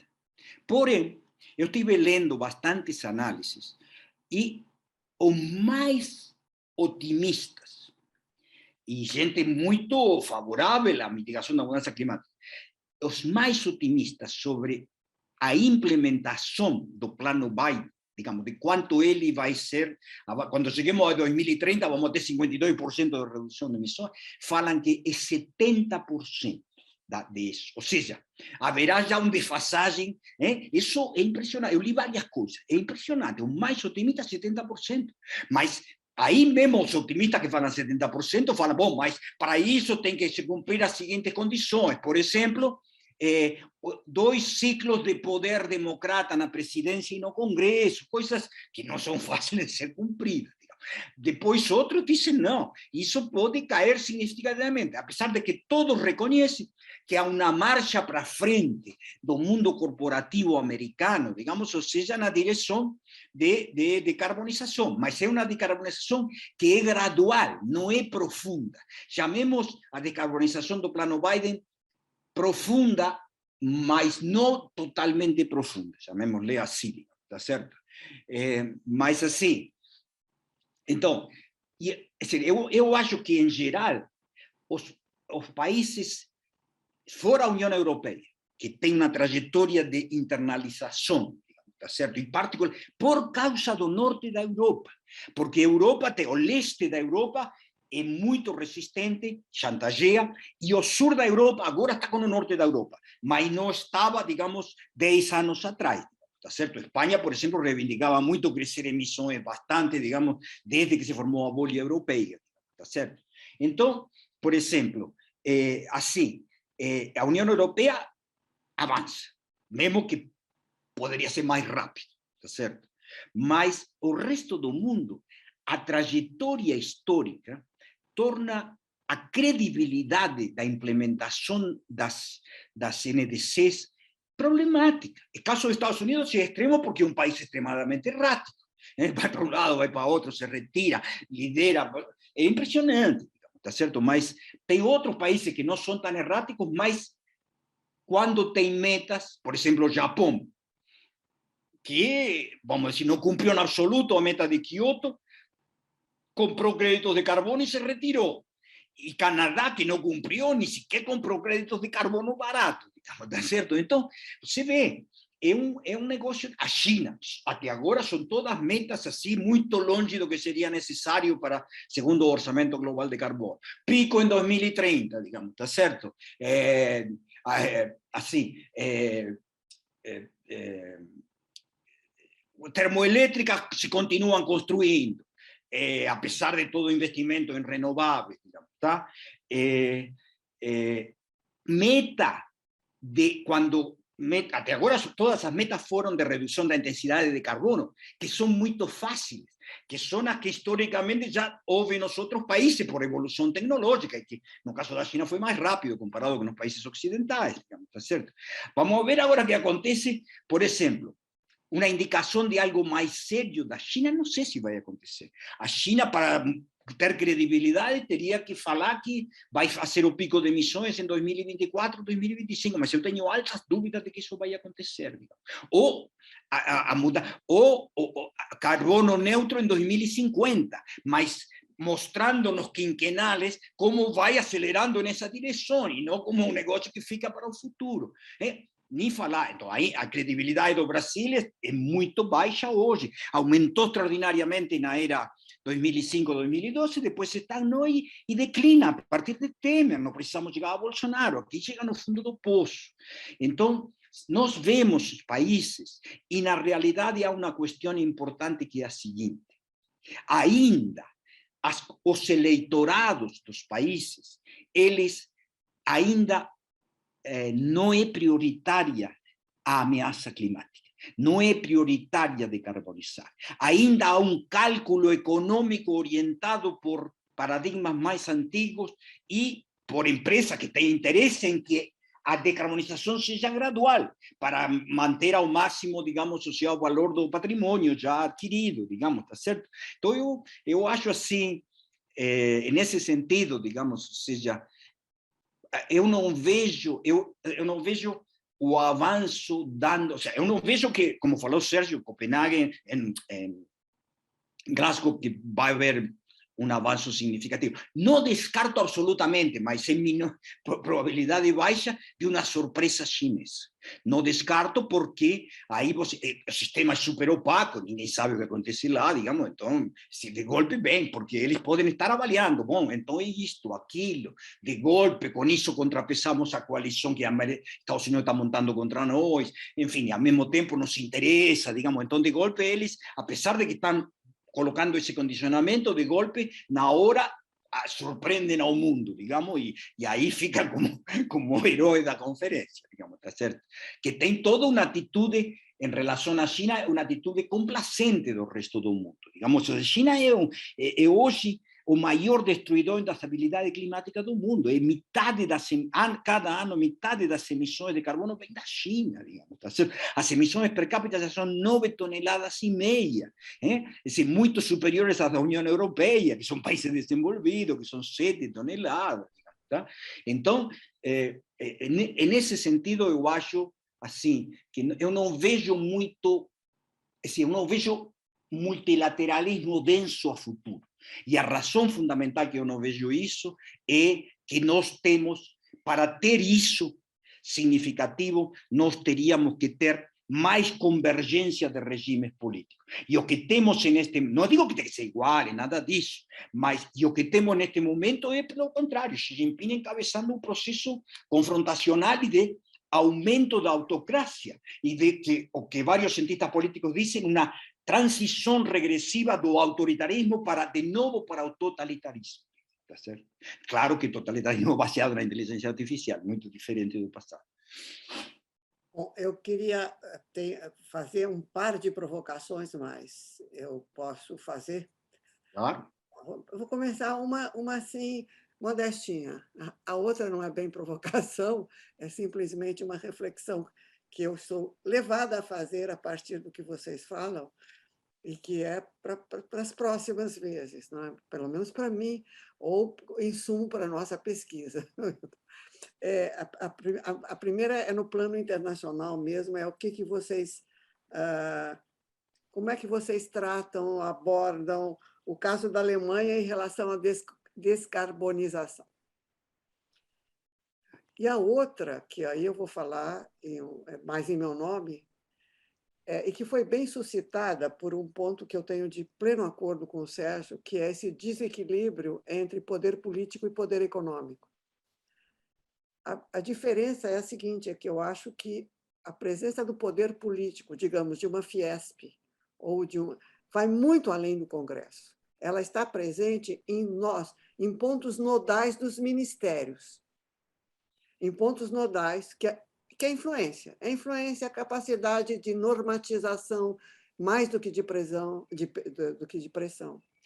E o que me levou, por conta disso, a refletir, agora é provocação para mim mesma, para todos nós, para refletir um pouco, é porque o Estado não é unitário mesmo, ele é fragmentado e fragmentou ainda mais nos últimos anos. Quanto mais transformação você tem, mais você fica na dependência da forma de inserção desses interesses, meso, micro, etc., e da capacidade de organização desses interesses em pontos nodais do sistema. Vai depender do poder que esses pontos nodais terão na formulação, etc. Eu acho que é um item subestudado. Agora é provocação para vocês ajudarem a pensar. É um item subestudado que eu gostaria de pensar, porque eu nunca acreditei na ideia do Estado como ente unitário, que é um pouco como em geral, a turma de relações internacionais ortodoxa, não estou falando dos Viola da vida, eu estou falando, pensam como estados em contraposição, ou em competição, ou em cooperação. Mas a verdade é que Estado? Depende de quem estiver no poder e usar as instituições de uma forma ou de outra, o poder de Estado de uma forma ou de outra. Além do que, você tem essa fragmentação estrutural, que no Brasil, a meu ver, aí é muito maior, mas onde esse desequilíbrio entre poder econômico e poder político se faz sentir, não por falta de interesse. Eu concordo com o Sérgio inteiramente, na lógica que eu brinco que os interesses agrobusiness para frente obedecem a uma lógica de terroir, de quem produz vinho. Dadas as condições minhas aqui, eu desenvolvo isto, eu vou além, e não precisa de Estado, a não ser da Embrapa, lá atrás. Né? Mas é a lógica de terroir, não é a lógica nacional. Então, é isso que eu queria colocar, depois a gente vai adiante, se for o caso. Lourdes, você sabe que eu concordo muito com você com essa questão do Estado, né? Eu escrevi minha tese de doutorado sobre a formulação da política industrial no Brasil, mas na época da ditadura. E naquela época a gente discutia muito isso, né? O Fernando Henrique falava dos anéis burocráticos do Estado, eu falei sobre as jurisdições setoriais e a fragmentação e como é que havia conexões de interesses. Eu me lembro muito, por exemplo, de uma entrevista que eu fui fazer com o coordenador do Grupo Setorial da Indústria Automotiva do Conselho de Desenvolvimento Industrial, para tirar uma dúvida. Eu já tinha conversado com ele e ele me... Então, eu falei para a secretária que a gente tinha hora marcada, então eu vi o Wolfgang Sauer, que era o presidente da Volkswagen, na antessala dele lá esperando. Eu pensei, não vai me receber.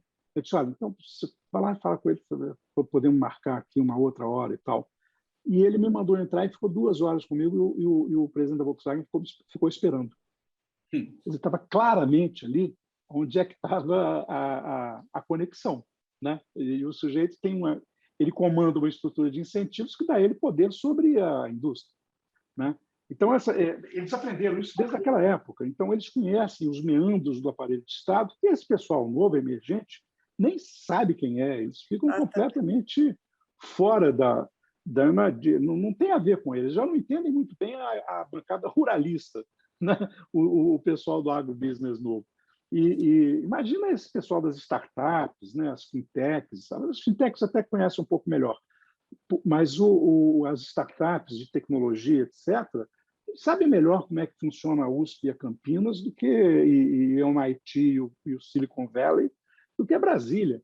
Então, isso com certeza. E o Estado ficou mal estudado recentemente, porque com a democratização e a onda de privatização, etc., meio que se partiu do princípio que o Estado está cada vez menos importante. E não, ele continua lá. Né? Ele continua lá um Leviatã dividido, como eu chamei na minha tese, e assombra muita gente. Né? Então, isso com certeza. Com relação à Alemanha, a Alemanha é a Europa, né? E a Alemanha é uma grande potência industrial da velha indústria. Mas eu nunca deixo de me lembrar que eu fiz uma série de entrevistas sobre o futuro para o canal Futura e queria fazer uma coisa bem desconexa. Então, entrevistei, sobre indústria automobilística, eu queria entrevistar uma mulher. E era dificílimo. A indústria automobilística é um território masculino, né? Quer dizer, patriarcal, masculino e tal. E eu acabei encontrando uma moça que tinha estudado no MIT, tinha feito um estágio no Silicon Valley e tinha uma startup na área automotiva. E ela foi à Alemanha conversar com a Mercedes e a BMW para falar do empreendimento dela e tal. E ela voltou e ela me disse que ela ficou muito impressionada porque o pessoal ela se sentou com o board da BMW e eles disseram para ela o seguinte: até 2030 nós vamos parar de vender automóvel. Nós só vamos fazer leasing de carro elétrico e vamos começar a investir em transporte coletivo. Quer dizer, eles já estavam olhando para o futuro, e já estavam olhando para a descarbonização, quer dizer, né? Porque eles estão num continente que tem cidades que não pode entrar carro a combustível fóssil mais, né? Tem país que está dizendo que vai se ver livre até 2025 dos carros fósseis todos, quer dizer. Então, é uma outra dinâmica de interesse. Eu concordo muito com o Viola. A dinâmica interna da Europa é uma dinâmica interna da Europa, a Europa consigo mesma, e essa coalizão entre as duas partes que se encontraram. A Espanha foi durante muito tempo uma espécie de Brasil na Europa, né? Uma criadora de casos e tal, e aí agora convergiu. Essa convergência deixou de fora o pessoal, a banda mais reacionária da Europa, que, não, diga-se de passagem, é que também não tem nenhuma tradição democrática. Exatamente. Não tem nenhuma tradição democrática. Não tem, né? História democrática. Historicamente não tem. Eu estou fazendo com a Heloísa Starr um projeto sobre a história da democracia no Brasil, e quando você compara as várias fases da democracia brasileira, comparativamente, quando você olha para fora, a gente fica... Eu quase me envergonho de chamar, por exemplo, a Primeira República de oligárquica, porque tinha coisa muito pior. Tinha coisa muito pior no mundo na época. Entendeu? Quer dizer, então, é isso. Quer dizer, a Europa é um outro animal do ponto de vista da mudança climática, né? E as metas valem para ela. Ela faz um pouco de... Eu vejo sempre nas negociações ela fazendo um pouco de jogo duro. Diz, não, olha, eu vou recuar nas minhas metas aqui se vocês não chegarem e tal, para pressionar a China e Estados Unidos. Mas, no fim, ela acaba botando na mesa as metas que ela tinha levado mesmo, e não volta para trás. Eduardo, eu vou pedir que você fale, porque depois eu vou passar a palavra para o Zé Eli, que está em silêncio, e nós queremos ouvi-lo também. Claro.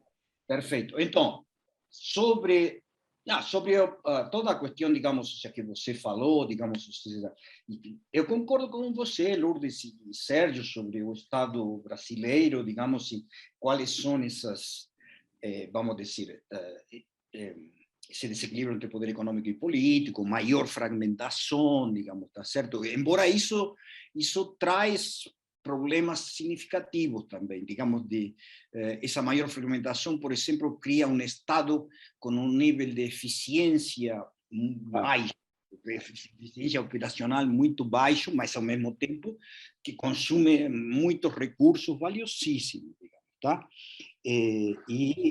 Nós temos também toda uma outra coisa, digamos, ou seja, que eu estou muito preocupado, que é sobre a perda do monopólio da violência legítima pelo Estado.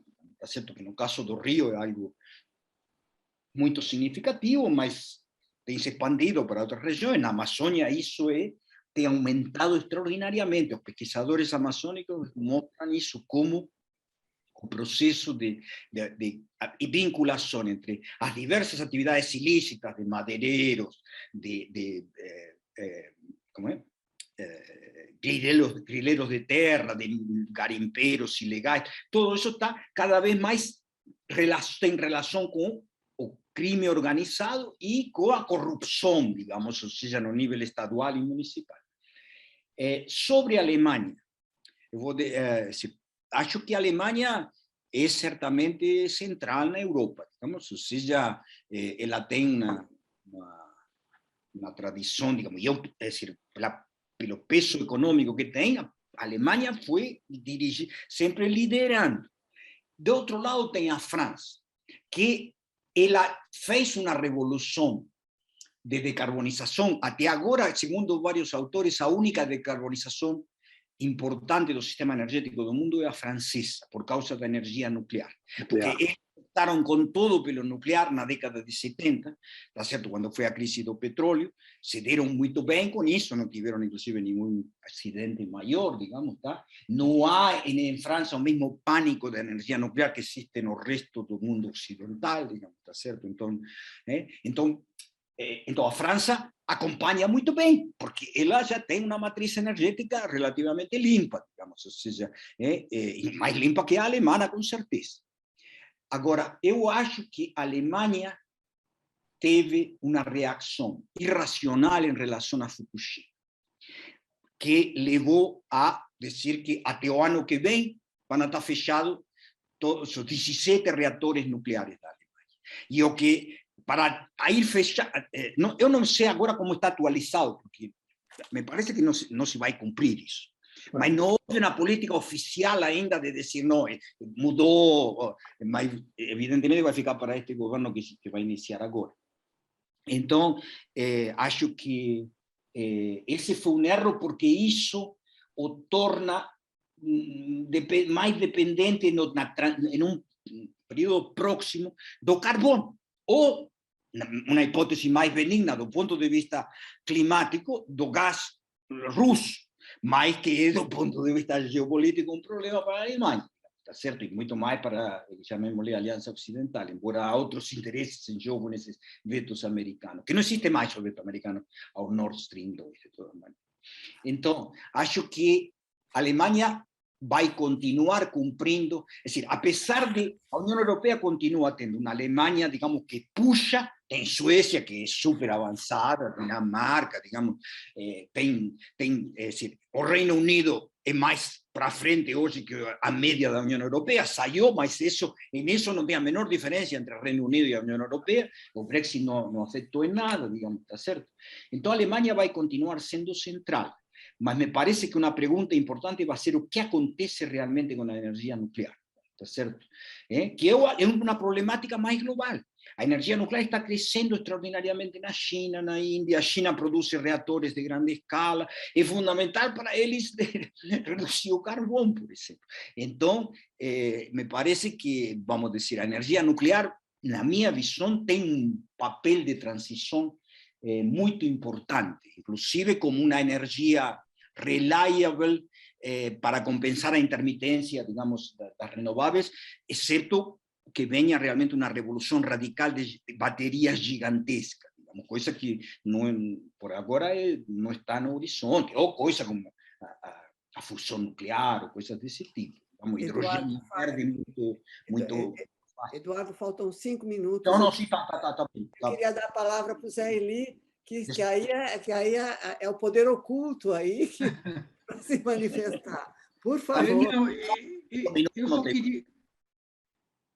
Eu só queria esses 3 minutos finais para, em primeiro lugar, agradecer a vocês 3, né, porque aceitaram imediatamente o convite e, como todos os 35 que nos acompanharam viram, até porque foram 33 gostei,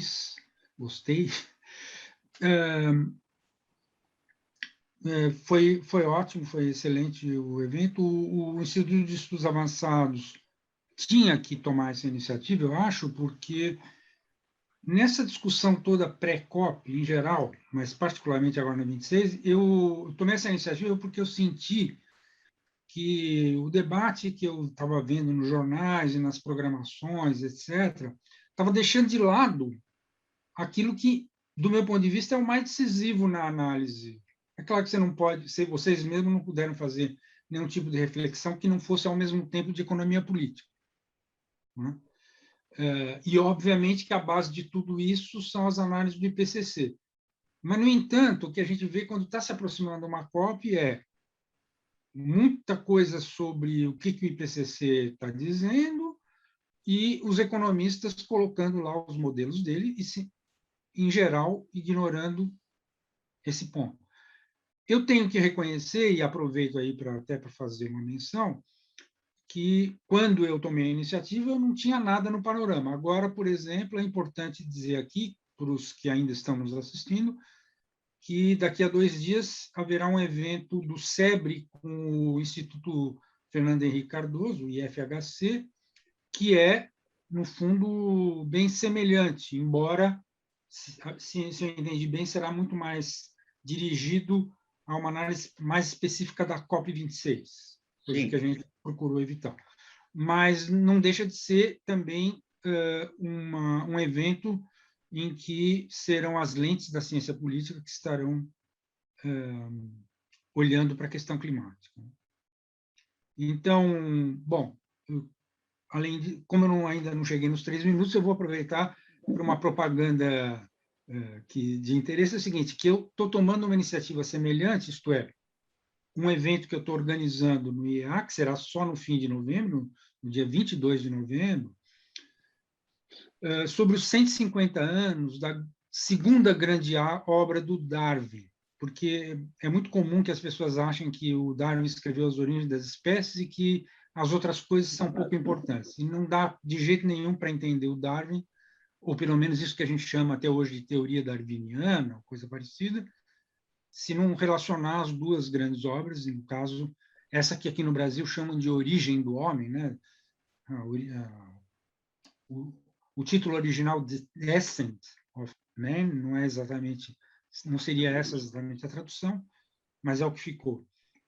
Isso vai ser, então aproveito aqui para, já não sei se, no caso, as pessoas que estão nos assistindo vão ter interesse muito por uma discussão como essa, que será com especialistas em história, filosofia e ensino das ciências da vida, né? Mas eu não podia deixar de aproveitar esses minutinhos para já começar a fazer propaganda do próximo muito evento. Muito boa iniciativa. É isso aí, Lourdes. Muito obrigado mais uma vez a vocês três, e particularmente a Lourdes ter topado aí fazer essa mediação. Um abraço a todos. Sérgio, bom te ver. Viola, nos vemos. Bem, E você também, bom te ver, Zé Eli. Ótimo. obrigado pela companhia, obrigado pelo convite, Zé. Ele foi muito bom. Espero que a gente se veja mais a miúde. Com certeza. Até uma próxima. Até a próxima. Até una próxima.